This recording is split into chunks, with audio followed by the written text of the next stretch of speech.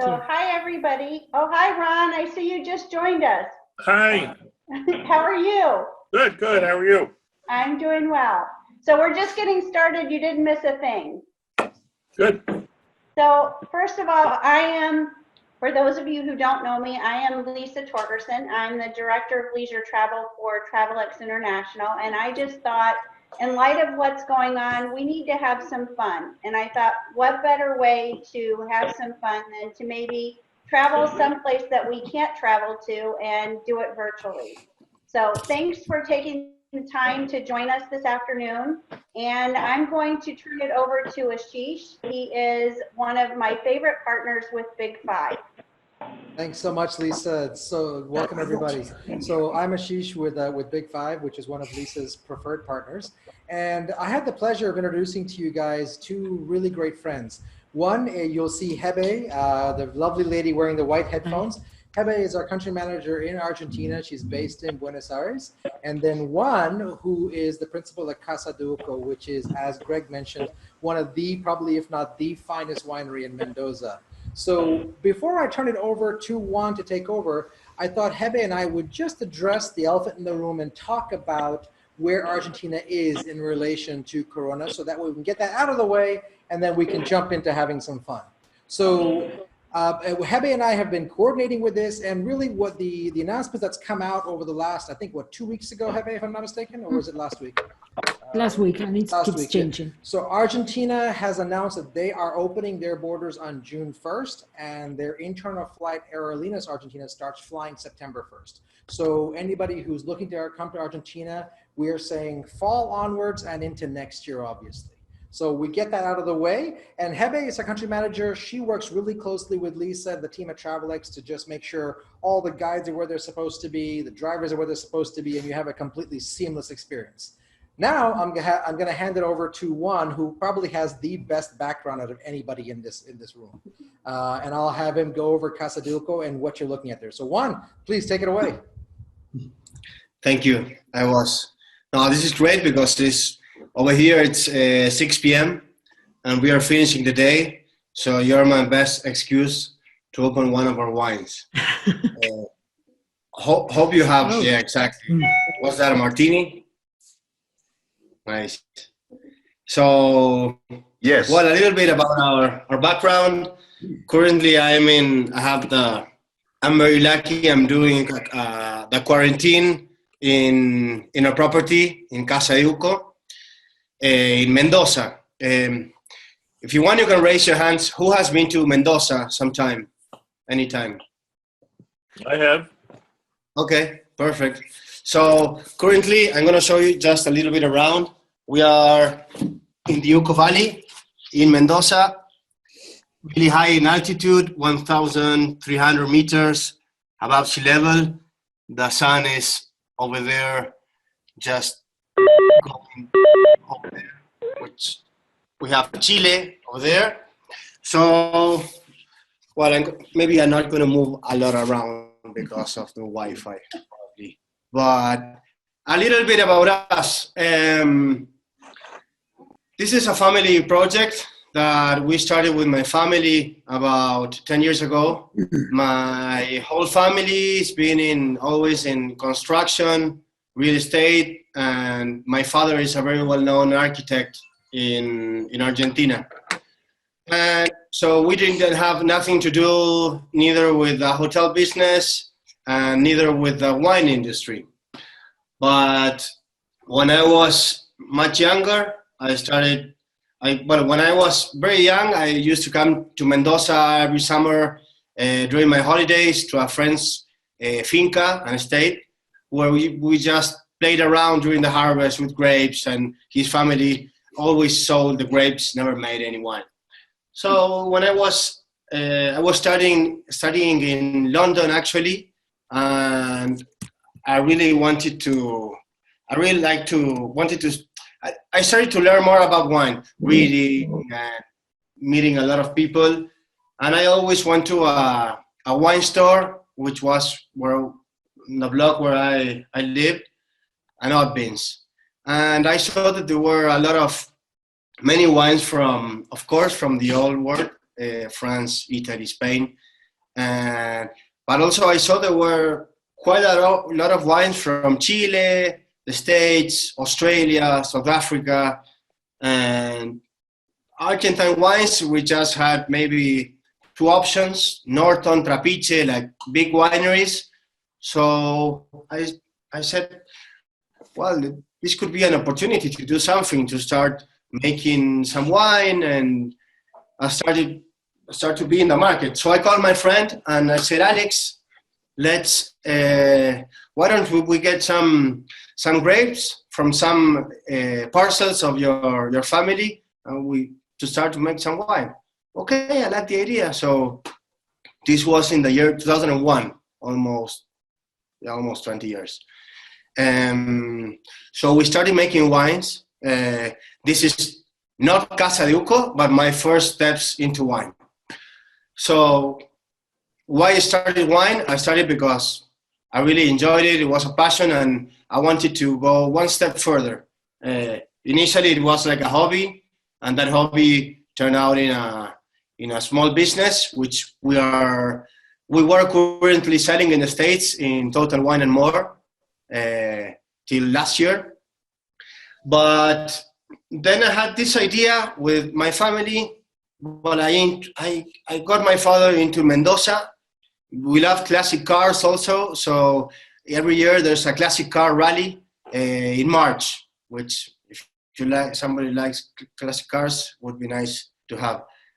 Sorry, if you're seeing a photo there, our winemaker, which is actually now he's leaving the winery because he just tasted about 40 or 50 wines that I'm going to tell you now. He just put a picture, a photo of the winery now. And Sebas, are you there?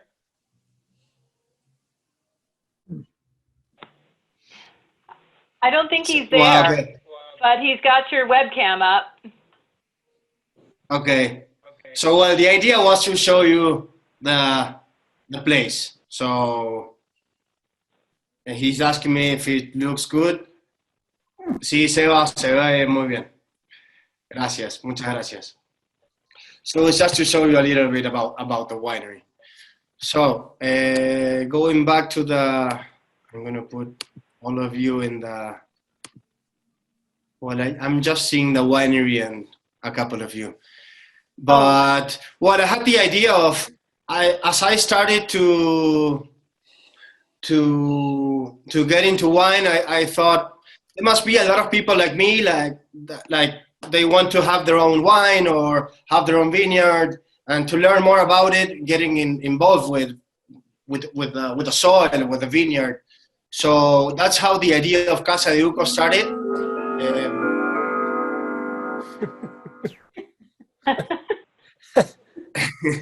Like in Europe. So we said would be great to have a place where people can have their own vineyard, fully managed, and every year they can do their own wines at the winery, customized wines with their own barrel, and then we will ship the wine. And that's how the first idea started. And we said, okay, well, the people that have the vineyard here would be fantastic for them to have a place to stay. So this was in the year 2008. And at that time, the Yucca Valley was a place where people came to just to visit during the day. They stayed at the city of Mendoza, which is 1 hour away from here. And they came to the Yucca Valley because it's much more rural area near the mountains, and it's, well, different than we talk about wine, no? But very special characteristics on the wineries. So there weren't any very good accommodation at that time, so that's how we decided to start the hotel. So, well, that's our brief background. My father is the architect. My sister was involved with the interior designs. My wife also helped in the initial stages with communication aspect. Now she's in charge of sustainability, and she works now every day here with the staff. And here we have our orchard where all the the menu is inspired on the orchards, takes care of the horses, the ducks. Yesterday we have some, I don't know how you say colmenas, but the bees. We are doing our own honey. So besides the wine, we have a lot of entertainment to be actually. Yes. So that's us in a couple of minutes. Thank you. That was great. So what are you drinking? Anybody having a Malbec, maybe? Actually, Jimmy's mute. I would love to have my Malbec, but I am on office hours and I have my leader here, so Ashish cannot allow me to drink. But I am always ready for a Malbec. Yeah. Dale, perfecto, Seba. Si querés saludarte a la cámara después. Perfect. I'm talking with a winemaker. He left the camera. He went to the irrigation to see some pumps, actually, and he's coming back. So he maybe will be joining us like 2 minutes. So what are we seeing in the camera that he left? What are we see the barrels there. What's in those barrels? So what you are seeing is part of the winery. We have actually we have our winery is considered a small winery, boutique winery. We have about 250,000 liters of capacity, and we have concrete vats and stainless steel vats. So all of our productions are made in small batches. About the maximum is 15,000 liters, and we go to some small eggs of 3,300 liters. So the barrels that you are seeing are probably some of the barrels. We have fermented some wines in barrels, and some are stored in these small barrels of 225 liters. Juan, could you tell us about the winery surrounding your property that your guests could visit? Yes. So a small intro of the Yucca Valley. It's a vast place, and it's in the area we have a lot of high-end wineries, because before many people had their wineries and vineyards near the first regions of Mendoza, that it's maybe you can know them as Luján de Cuyo, Agrelo. About 10 or 15 years ago, that was the top regions of Mendoza on Argentina. Nowadays, Yucca Valley has grown on the awareness, and many of the wineries are positioning themselves here, having their vineyards, the winery. And not only the wineries, but all the tourism aspect has grown here. So many wineries have restaurants, they do tours. So some of them, maybe you can know them, is Clos de los Siete, which Clos de los Siete is 7 very important families from France that have their winery. The Rothschild family have their winery.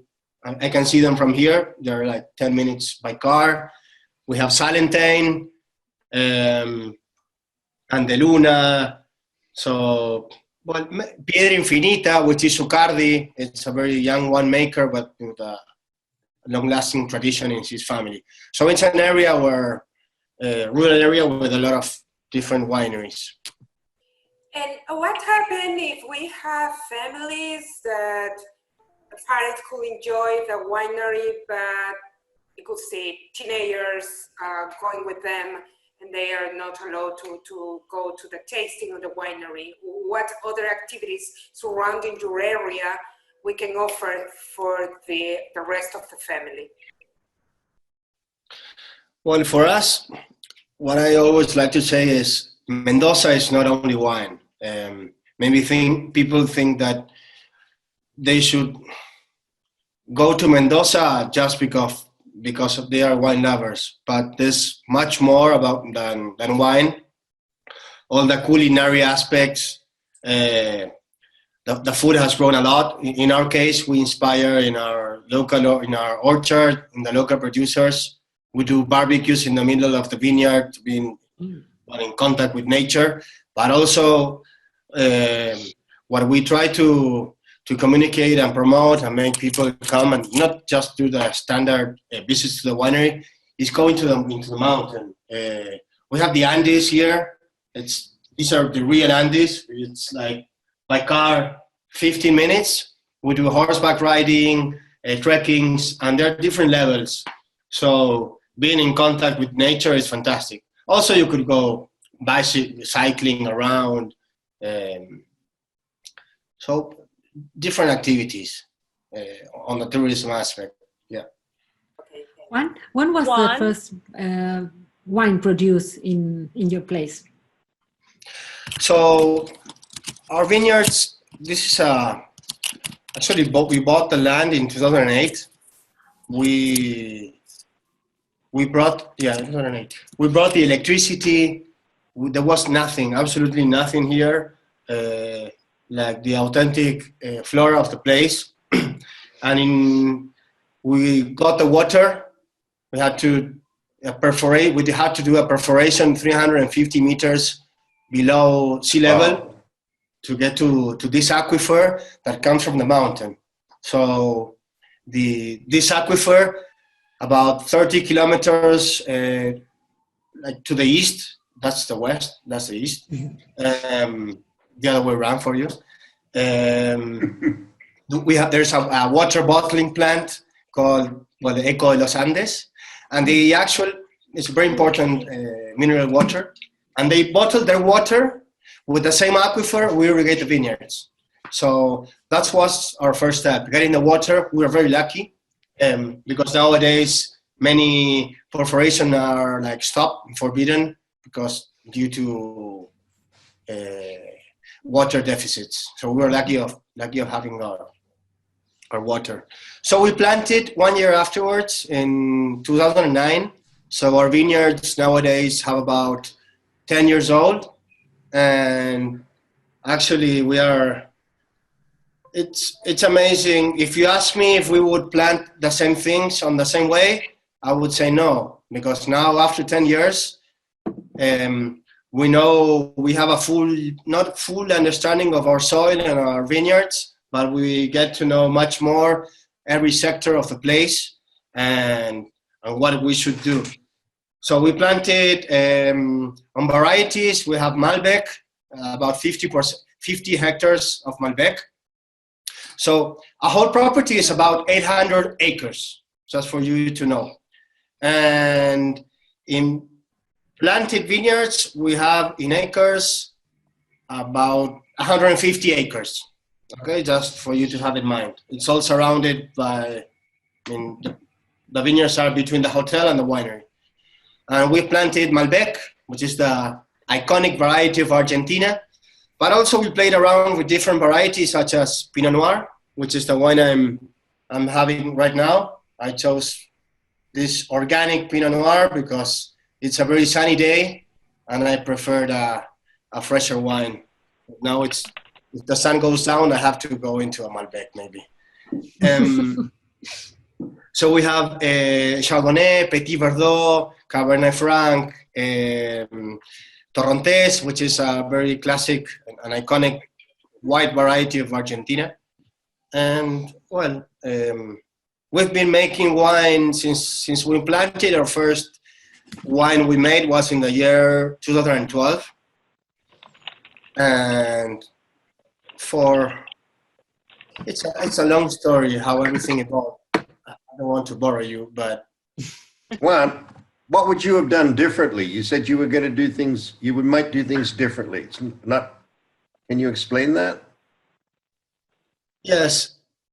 When we started working with a wine consultant, he's called Alberto Antonini. He's Italian. Some of you might know him, but I consider Alberto one of the three top winemakers, consulting winemakers in the world. Michel Roland would be one, with a very different style. Paul Hobbs, But he has his winery in the States and also in Argentina, also great wines, Alberto. And when I started working with him, we learned a lot about him, on the philosophy, on learning about the place, on the fully understanding of the vineyard, that in order to make a good wine, one should try to let the plants and the grapes talk and not the winemaker. Like, try to make the most authentic wine that can be made in this place, because all the altitudes, all the soils and climates are kind of different. So one of the first things that he told us is you should do a soil study in the whole vineyard. And we have planted already. And what we found out is that the soil that we have is very heterogeneous. So in some parts of the vineyard, for example, we have plots of 3 hectares, and probably in 3 hectares, we can have 3 different type of soils. So after that, we like sectorize those plots depending on the type of soil composition. For example, this is a rock of one of the soils. I don't know, there's much less light, but if you see, this is like calcareous rocks. Calcareous in English, like calcium. So this is one of our best wines we get from here. So if you ask me again, we would do like smaller plots depending on the type of soil, and we would ferment that in different vats. Actually, we are doing that now, but it's kind of more complicated because the people that go and do the harvesting, they have to get in the rows, get back, and so kind of things. And also we would water in a different way. Now we are changing our whole watering system, because, for example, we've done these soil pits, and in soils that have rocks, the water drains much more, and we will need to have more water in them. And those grapes will mature earlier. So we're working a lot on these details. It's fantastic. I don't know. So, Juan, I think, Jim, did you have a question? No, I went away to get some wine, so I missed a little bit of it. But Okay. I know, love- Greg. I've been by your Go ahead. property. I used to consult a lot in Argentina, only a little about wine, much more about other parts of business. But I love your country, and I'm madly in love with some of your wines. It's beautiful. Yeah. So Greg did have a question for you. He was interested in the Francis Malman restaurant on the property. Could you tell us a little bit more about that? Yes. Well, I think Francis Malman is a great chef. He's been positioning Argentina and the whole world in a very simple and great way. So Francis Malman has 2 restaurants in Mendoza. One is near the city of Mendoza, inside a winery, very traditional winery called 1884, which is of Escorihuela Gascon. And that's the original restaurant of Francis. I love going there. It's a very classic place. It's been here a lot of time.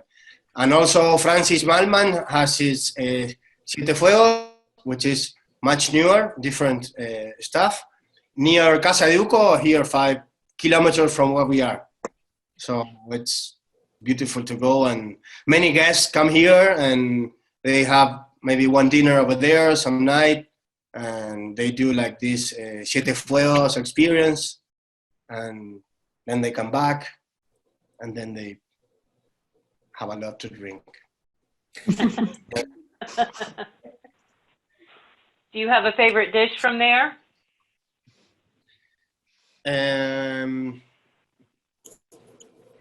Yes, I forgot now, but I like the humita. Humita is like a corn Stew. ebe, Stew. Corn stew. something like Corn that. Yes. stew. Stew. Or with the chala, with the skins, with With the leaves of the corn all wrapped up around the corn, which is boiled in water. Yeah. Sounds good. Yeah, it is. It is. And you have a special way of producing the wine, because yesterday you were saying that you have a very special way of harvesting or something. Yes. Actually, when we started working with Alberto at that time, that was in the year. So our first harvest was in 2012, because the vineyards need 4 years to give their first crop. So at that time, I was working with a French winemaker, and I also had another agronomic engineer. And it's funny it's a nice story, because they had a classic view of making wine.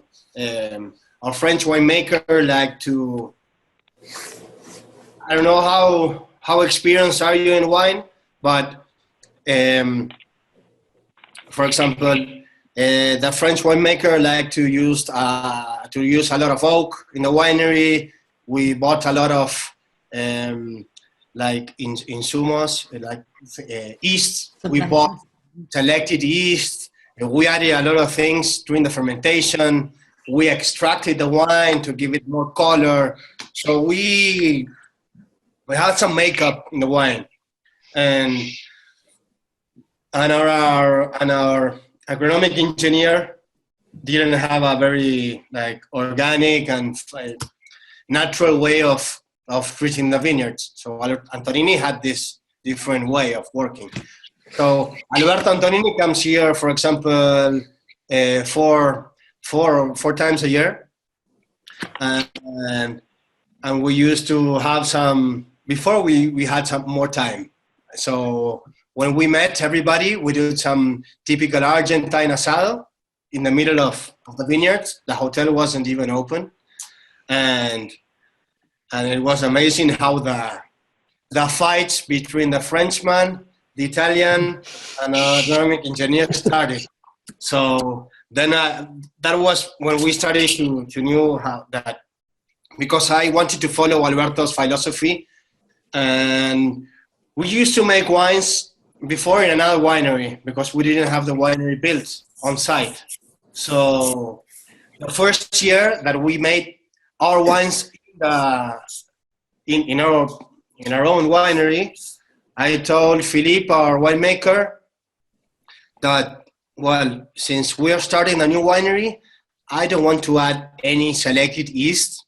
So I want to use just the wild yeast that actually they're covered in the skin of the grapes.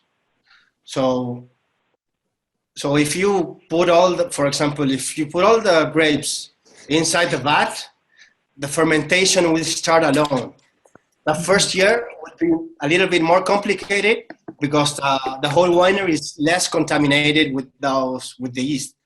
So we had 1 year.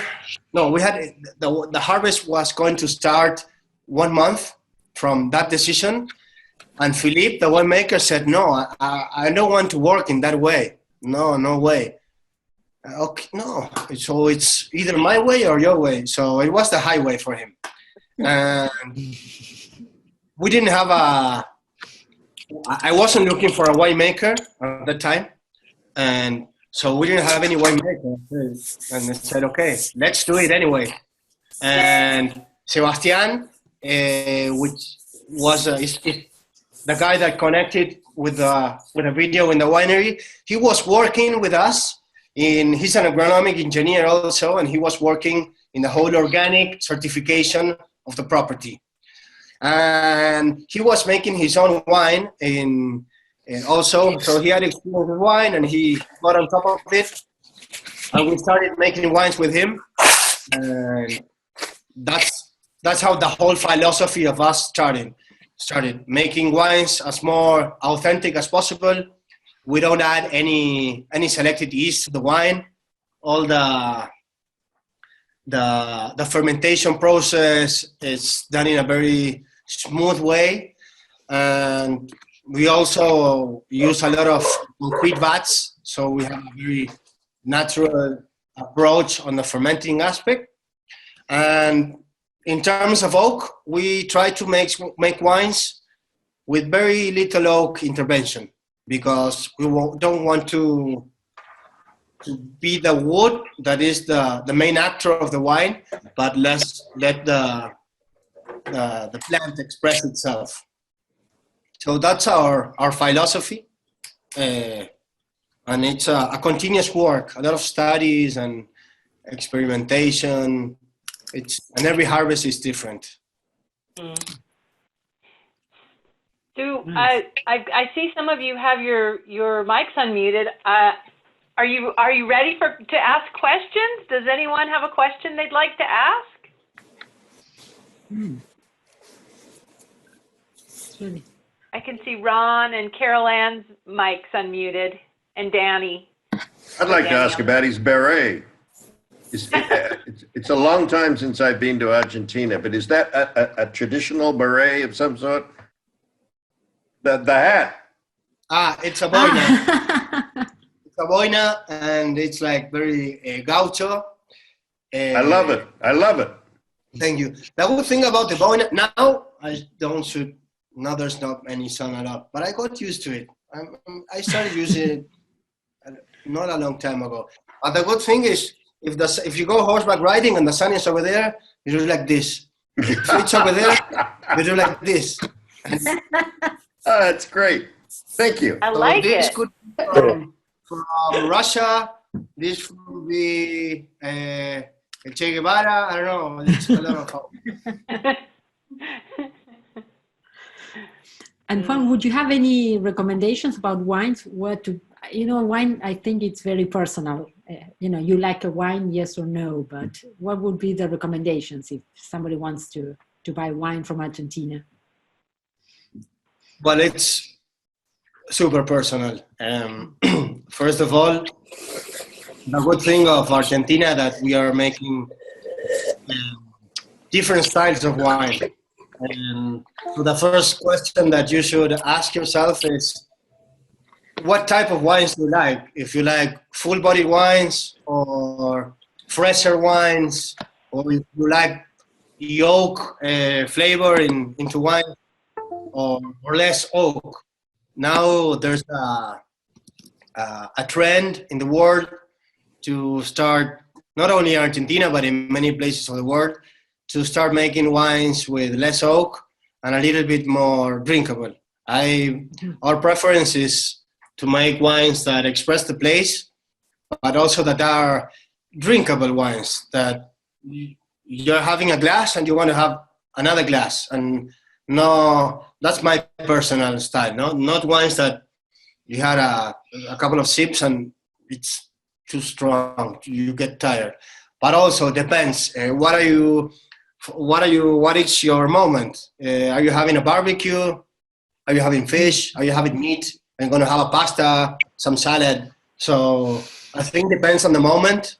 And that's a good thing about wine. Some days, if it's a cold night, probably you want something more full-bodied. And it's good to have different options. Yeah. That's true. Can we find your wine in the States? I don't. Mm-hmm. Yes, currently we are exporting to New Jersey, Chicago, and Texas. Those are the three places. And for example, I'm going to check, in Chicago, we have it at The Cage, for example, the restaurant. So those places, yes. Do you have a distributor in Chicago? Yes. Who is it? It's Novo Vino. Novo Vino? Novo Vino, yes. And they sell mainly to restaurants. And we started working with them about 2 years ago. Mhm. Usually our export manager goes over there, does wine tastings.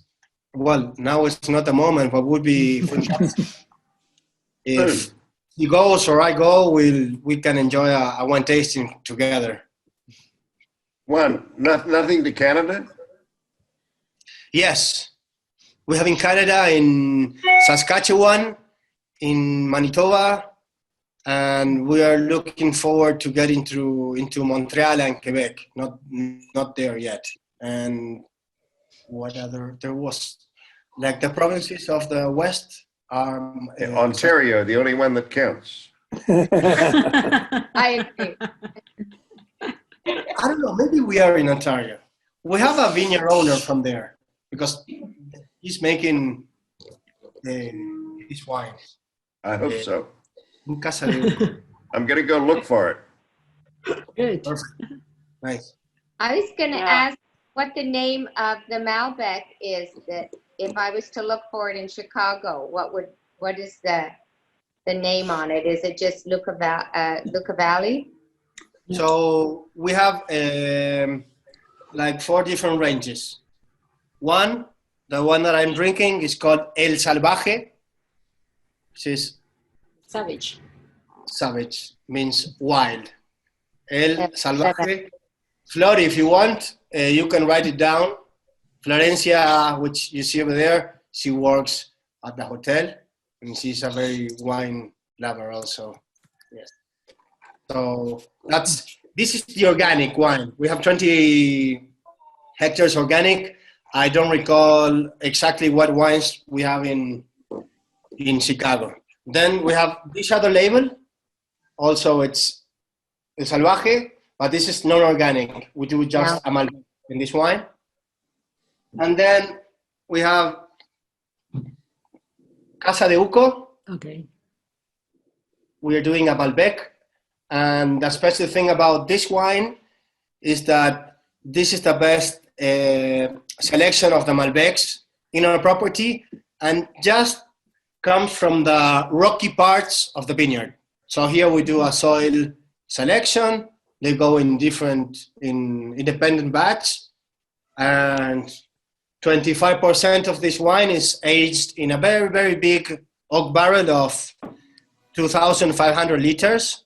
It's a French big barrel, non-toasted. So it's a very nice wine. And this is another of our wines. It's called also Casa De Luca, but it's Casa De Luca Winemaker Special Edition. And the special characteristic of this wine is it's a wine that we do. We let the winemaker. We give him complete freedom.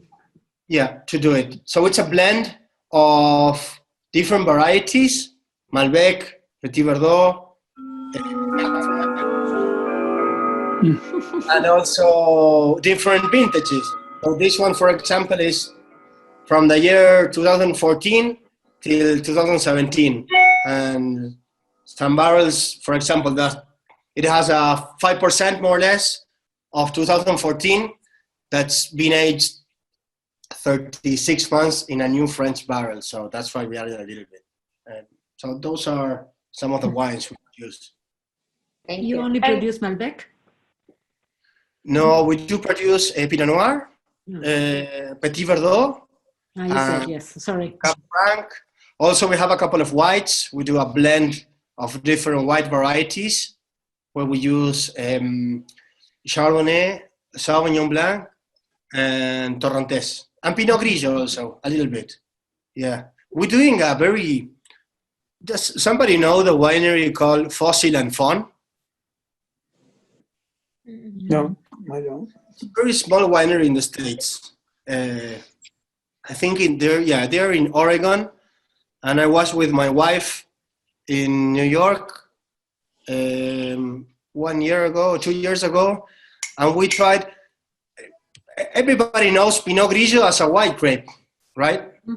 But actually, Pinot Grigio, the grape, when you see it, is red. And I went into a wine store, and we saw Pinot Grigio, but a red wine. So we bought it, and it was a fantastic wine because we also like light bodied wines. So it was very easy to drink, and we had the Pinot Grigio here planted. We used to sell the grapes of the Pinot Grigio, and they paid pennies every year. And we said, let's try what this winery is doing, that we love the wine.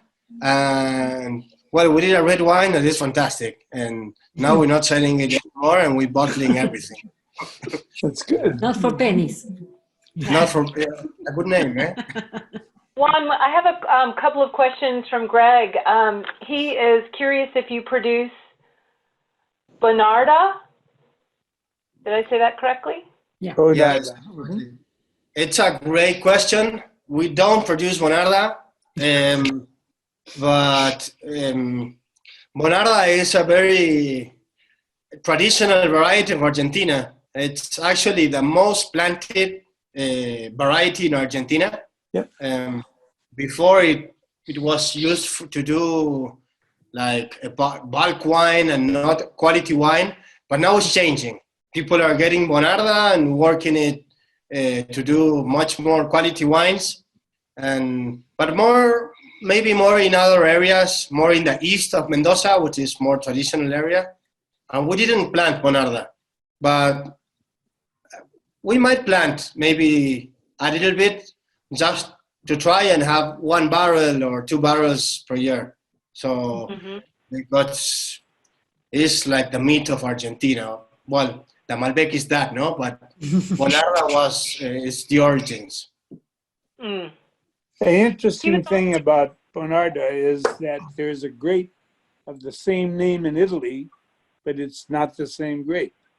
So I'm a big fan of Bonarda, and I hope you do plant it. Yeah.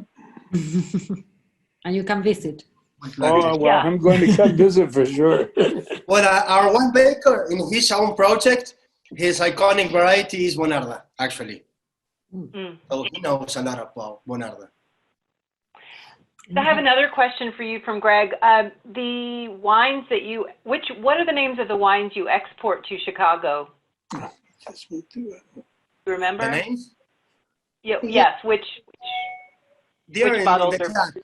We just mentioned them. El Salvaje Orgánico, and Casa De Luca, like the name of the property. Okay. El Salvaje. So Flora put those in the chat box. Everybody can see those. She typed those in. Okay. Good. Yeah. Nice. What other question? Well, then all the production process everything is made by hand, is hand-picked. We harvest in small boxes, small cases of 18 kilograms. We take it to the winery in our own tractors, and there we have our selection line. We take out the bunches that are not good. We take out the leaves, and goes directly into the vats, and that's it. It's not complicated at all. We just have to check a little bit about the acidity. If it's a good year, as this year, it's fantastic. So every harvest has its own identity. For example, this year we were harvesting all of our Malbecs mid-March. That's something that almost never happens. In 2016, for example, it was much more rainy, and we harvested in May at this time of the year. So it was almost 2 years difference. So the good thing about wine is you can't make the same wine every year. It's always going to have a different character. What about olive oil? It's a good question also, because I love olive oil. In Argentina, in Mendoza, we have a lot of olive oil producers. You have to have a lot of olive trees, and they are mainly planted also on the east side of Mendoza, and we're having great qualities of olive oil. And in our property, we have about 15 trees. And actually we got a frost, and we just had 2 trees to do them. And every year we're saying, let's do olive oil, and we never do it. And this year we didn't do it, but we're doing, we are doing olives. So we harvested, like, we are in quarantine and we are getting the best out of our place. For example, the grapes that are, you have like a second flower in the grapes. We harvest, and then the plant continues to give some grapes. There's not great quality on that. So we harvested that, we brought it into the kitchen, and now we are doing a lot of jams of Malbec, of Torrontés, Petit Verdot. So today our cooks, our chefs were here seeing the different colors, different tastes, and that's something new we're doing. So we're taking this time to do a lot of experiments. And the olives, every day we are doing our own olives. We have during 15 days or more, 20 days, we have to put the water in the olives, take it out every day. So we're doing our own olive. And next year we're going to buy a small press and have our own olive oil, but just for the hotel. Nice. Wow. Sounds amazing. What else? What wines of Argentina do you like or do you drink? It's nice for me to know also what wineries do you know or areas. I'm a very good friend of the big famous winery, and I like their top 5 wines, the Bones and Stones. Catena Zapata, Adriana. You bet. Yeah, she's a very good friend of mine, and so is the doctor. I love their Malbec, so all 3 of them, but the Mondes Bacillus to me is not only the best Malbec I've ever had in my life, it makes my top 5 wines in my life. And only one Bordeaux First Growth makes my top 5. So I've got really tough competition, but that wine every year since it's been made is, I think, as good as wine has a right to be. And the family's very nice too. So I know them, and I run the wine shop for Costco in one local place near Chicago where we live. And for the 05, 6, and 7 vintage, I actually sold 1/3 of the world production of Nicolas Catena Zapata. I'm a big believer in that wine. And I'm a friend of the person at Winebow who imports it to America. And when the economy was bad in 08 and 09, we were finally able to get that wine at Costco. And we got a good price, and we sold a lot of it. So I love that wine too very much. Nice story. Legends. Sorry, Paul. Yeah, Catena Zapata, Nicolas Catena, it's like the Robert Mondavi of Argentina. Oh, yeah. And very smart. Most of us don't have 1 PhD in economica, and to have 2 is pretty good. He's a good man too. Paul. One, like Jim, I drink 1/3 of the world's wines. But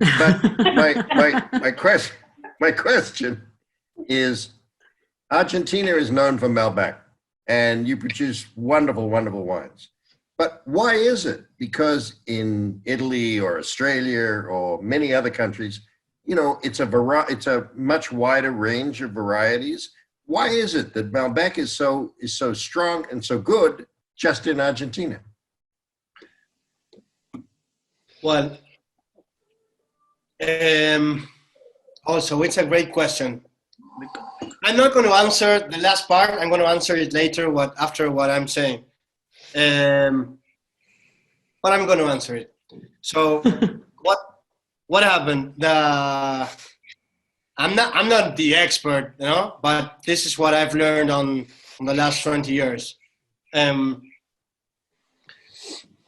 The old world wines, they position themselves because Bordeaux, Burgundy, Côte d'Or, Barolos, what's Sicily, different parts of the Rioja, Ribera del Duero, we're not talking about grape varieties there.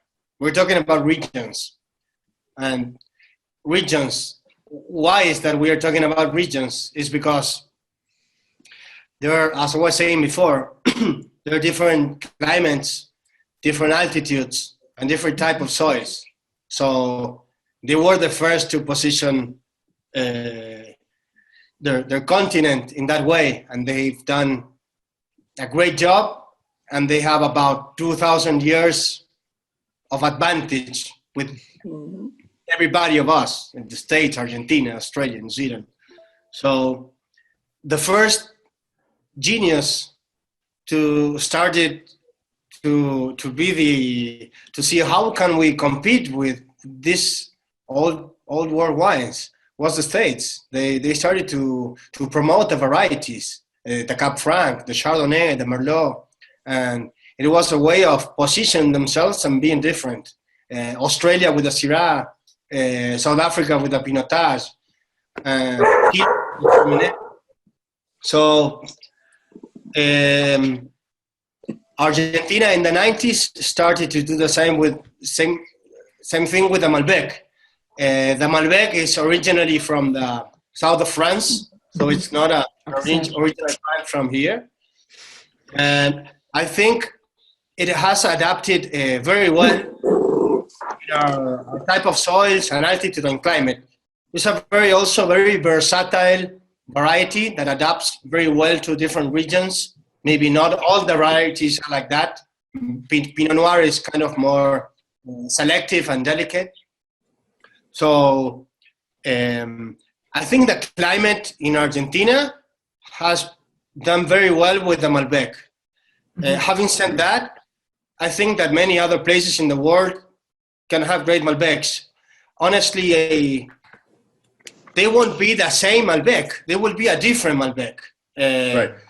And we don't have to imitate the Malbec of Argentina, because it would be as if we try to produce a Pinot Noir to try to imitate Burgundy. They're completely different terroirs. Some similarities we have in the Yucca Valley are the soils of Burgundy or Barolo, because we have alluvial soils, a lot of rocks. And that's a good thing about wine. But the climate is different and the altitude is different. So we can't and we mustn't try to imitate. We should do the most authentic way of doing it here. So I think it's a good question also because what's been happening in Argentina on the last 5 years probably, there's been a change of mentality regarding the wine and the wine approach. It's not about producing just Malbec and these powerful Malbecs and heavy-bodied Malbecs. Now we're going into fresher Malbecs, but not try to. But our objective and where the Argentine viticulture is going now is not about only Malbec. It's about talking about the sub-regions in Mendoza. Well, talking about Mendoza, no? Yucca Valley, for example, we have 3 departments in the Yucca Valley: Tupungato, Tunuyán, where we are here, and a little bit more south, San Carlos, where also Zucardi has their winery. But inside each department, now we have like small appellations. And those appellations talk about the climate, the altitude, the composition of the soils. And that's where we're going now. We're going about producing Malbecs probably in different regions and how different wines behave in a different way. So I think Argentina should focus more on, and is focusing more on the studies of the soils and the climate. And we've been doing this for maybe the last 10 years or 15, like very thoroughly. Probably Catena Zapata in the vineyards, they've been doing it for more time. But in Europe, they have thousands of years. And you see vineyards planted in hills, the slopes, because they knew that in the slopes, that variety will grow better than another one. And it was like a trial error. And then the grandson, they know what to plant. And so it's fantastic. Thank you. Juan? That was a longer answer than I expected, but thank you. Juan? Does anybody have any other questions? We'll start wrapping it up. We were getting close to our end time. As a follow-up, I took a picture of the name of the wines here in Chicago. As a follow-up, I'll make sure to get that to everyone in case you would like to try Juan's wines. And feel free to reach out with any questions. I can always get them to him as well. Mm-hmm. So Juan, I have a question. Can you hear me, Jim Bryant? Yes, Jim. So I've made a promise to myself. I've been to Argentina maybe 20 times. Oh. And I've never been to a place, and I've seen thousands of photos from a friend of mine in Basel, Switzerland, who took a beautiful woman there, and he was able to get her to agree to marry him because of this property.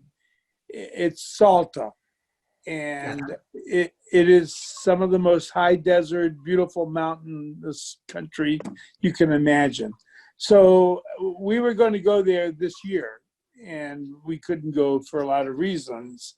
But next year we want to go, maybe February, maybe March. But we were told that we were there, whatever week we were going to be there, that it was a rainy season, and we might have to deal with a washout of a road. And I'm going to deal with that because I'm not going to let a diversion keep me from going to Salta before I die. Have you been to Salta? Yes. Not a lot of times. Yes. Eva knows a lot of Salta. See. Yeah. So it doesn't have to be centered totally about wine. Some of the indigenous people there, some of the culture, some of the wines. I know Donald Hess pretty well, and he does pretty good stuff at Calumet, but there's probably other wineries that are decent, and we could don't have to spend a week there, but the minimum time that you would recommend, maybe 4 days or 3 days, because it's hard to get to relatively, right, with the driving distance. But I want to do that. Do you think that's smart, or would you advise not to do that? I think it's a smart idea, but I recommend you to reconsider maybe the time. If you can just, instead of going end of February, March, you think of end of March, April would be perfect. Yeah? Yeah, because the thing is that you have to negotiate some rivers while you're driving to get to the wineries, and especially to go to Hess property. And the thing with that is that, you know, the river comes all of a sudden and it washes out the way, so you have to wait till it goes back to the main course and stay there. Yes, so maybe I would suggest what you should for sure take, it's a 4-wheel drive, that's for sure. Yeah. And maybe reconsider the season, because I mean it's a beautiful area, so why not enjoy the most of the climate when you're there? Just a bit of advice. Okay, sure. But you can go, of course, it's beautiful. And by the way, Jim was talking about a winery called Colomé, which is one of the highest wineries in the world, run by the Hess company, and they have in the same winery James Turrell installation, which is a museum of about $2 million, which is very funny because you're driving along these beautiful red canyons in very tiny villages, and all of a sudden you think that you've landed in Central Park. So that's the Northwest about these crazy things. Thank you. Just to get you tempted, all of you.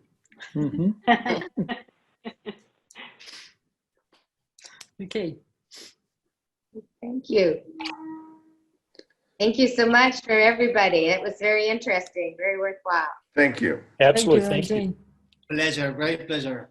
Juan, I'm coming to visit, whether you like it or not. Nice. Well, Good. thank you everyone for attending. And we're going to try to maybe put more of these on since we're stuck at home.